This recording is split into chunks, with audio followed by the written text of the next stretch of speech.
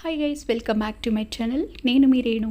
మాఘమాసంలో 5వ ఆదివారం రామదేవుని పూజ చాలా సింపుల్గా చేసేసుకున్నాను. ఎప్పుడు చేసినట్టే నేను మొత్తం 5 ఆదివారాలు 5 గురువారాలు కూడా మీకు షేర్ చేస్తానన్నాను కదా. ఇది 5వ ఆదివారం, ఇంకా 5వ గురువారం పూజ మాత్రమే ఉంది. చాలా హ్యాపీ అనిపించిందండి పూజ చేసుకోవడం అనేసి నాకు. అంటే రామదేవుని పూజనే కాదు, మనం ఏ పూజ చేసుకోవాలనుకున్నా, అంటే సత్యనారాయణ స్వామి వ్రతం కానివ్వండి, వైభవలక్ష్మి వ్రతం కానివ్వండి, 7 శనివారాల పూజ ఉంటుంది కదా, వెంకటేశ్వర స్వామి పూజ, ఆ పూజ కానివ్వండి, సంకట చతుర్థి పూజ కానివ్వండి, ఇలా మనం ఏమి చేసుకున్నా కూడా మనం ఒక భక్తితోటి, ఒక మంచి మనసుతోటి, ఎలాంటి న్యాయపరమైన కోరిక అనమాట, ఏదైనా కూడా మనం స్వామివారిని ఏం అడిగినా కూడా ఈ పూజ చేస్తే ఈ పని అయిపోతుందా అని నేను చెప్పను. కానీ మనం భక్తి శ్రద్ధలతో స్వామివారిని కొలిచి మనం ఏమడిగినా మనకి అది జరుగుతుందని అయితే చెప్తాను.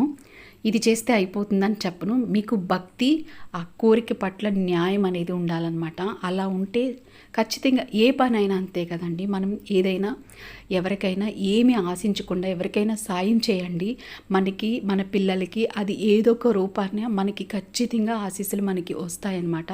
నేను అది నమ్ముతాను. ఈ పూజ చేస్తే ఇంత గొప్పగా ఇది జరిగిపోతుందని నేను అస్సలు చెప్పనండి. కానీ మనస్ఫూర్తిగా మీరు దృఢ సంకల్పంతో మీరు ఆ పూజ అనేది చేసుకోండి.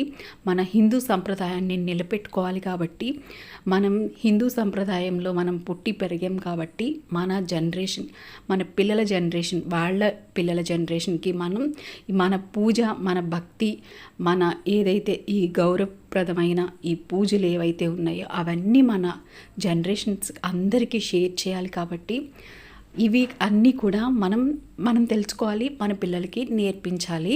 మీకు రామదేవుని పూజ కోసం ఈరోజు ఏం చెప్పట్లేదు, ఆల్రెడీ మీకు తెలుసు కదా నేను ఏమేం స్వామివారికి పెట్టి పూజ చేసుకుంటాననేసి.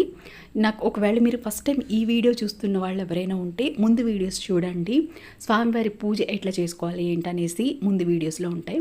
నేను ఏ పూజ చేసుకున్నా, అంటే వెంకటేశ్వర స్వామి 7 శనివారాల పూజ అయినా కానివ్వండి, సత్యనారాయణ స్వామి పూజ అయినా కానివ్వండి, ఏ పూజ అయినా చేసుకుంటాను. ఎందుకంటే నాకు ఆ భగవంతుని పట్ల నాకు ఆ భక్తి ఉంది, నేను చేసుకుంటా. మంచి జరుగుతుంది అని చేసుకోవాలి, ఏదో వచ్చేయాలి అని కాదు. మనకి ఏదో అత్యాశకి పోయి ఇంత కోటీశ్వరులం అయిపోవాలనే ఆశ కాకుండా, ఉన్న దాంట్లో ఎక్కడ ఏమీ లోటు లేకుండా ప్రశాంతంగా హ్యాపీగా పిల్లలతోటి మన కుటుంబం ఉండాలని మీరు ఏదైతే స్వామివారికి మీరు తలుచుకొని చక్కగా మీరు అలా అనుకుని పూజ చేసుకోండి. మనం బాగుండాలి, మన పక్కన వాళ్ళందరూ కూడా బాగుండాలి. అలా మీరు ఏది పూజ చేసినా కూడా ఇలాగా నేను ఎప్పుడు చెప్పేదే, నేను చేస్తే ఏదైనా కూడా నా పిల్లలు నేర్చుకుంటారు, వాళ్ళు చేస్తే వాళ్ళ పిల్లలు నేర్చుకుంటారు. మన హిందూ సంప్రదాయం నేను అట్లాగా అందరికీ నేను షేర్ చేయాలనుకుంటున్నాను. ఈ పూజ చేసుకుంటే, ఏ పూజ అయినా చేసుకోండి, ఇదే చేసుకుంటే ఇంత మనకి మంచి జరుగుతుంది అని కాదు. ఏ పూజ చేసుకున్నా ఎంతో కొంత మంచి జరుగుతుంది. మీరు అంత భక్తి శ్రద్ధలతో చేసుకోవాలి. ఏ పూజ చేసుకున్నా, ఏ వ్రతం చేసుకున్నా అలాగా మన ఏదైతే కోరిక ఉంటుందో అది చాలా న్యాయపరంగా ఉండాలి. అలా కనుక మీరు అలా సంకల్పం చెప్పుకొని ఏ పూజ అయినా చేసుకోండి, ఖచ్చితంగా నెరవేరుతుంది. అలాగే నేను రామదేవుని పూజ చేసుకున్నాను, నాకు చాలా ప్రశాంతంగా అనిపించింది. ఇది నెరవేరిపోయింది అని అయితే నేను చెప్పను. ఇంకా టైం ఉంది, ఖచ్చితంగా అది నెరవేరిన తర్వాత మీకు షేర్ చేస్తాను ఖచ్చితంగా. ఏదైనా మనం మనసుని చాలా ప్రశాంతంగా ఉంచుకొని, ఏది కూడా మనకి మంచి ఉద్దేశం అన్నమాట, చెడు ఉద్దేశాలు కాకుండా మంచి ఉద్దేశంతో ఏదైనా మీరు చేసి చూడండి, మంచి ఫలితం మీకు ఖచ్చితంగా వస్తుంది. ఇదే చెప్పాలనుకున్నాను.